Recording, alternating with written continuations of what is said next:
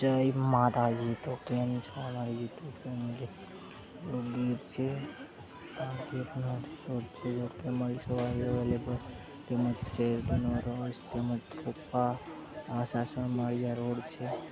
અહીંયા આપણે બધું ગોઠવ્યું છે, તો તમે જોઈ શકો છો।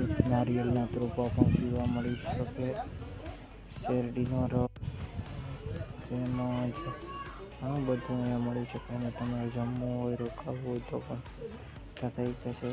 પછી કેસર કેરીનો રસ પણ મળી જશે, જો આ 5 લીટરના પેકિંગમાં, તેમજ દેશી પ્યોર કેરી ગીરની એ પણ મળી જશે દેવળિયા પાર્કની, તેમજ મધ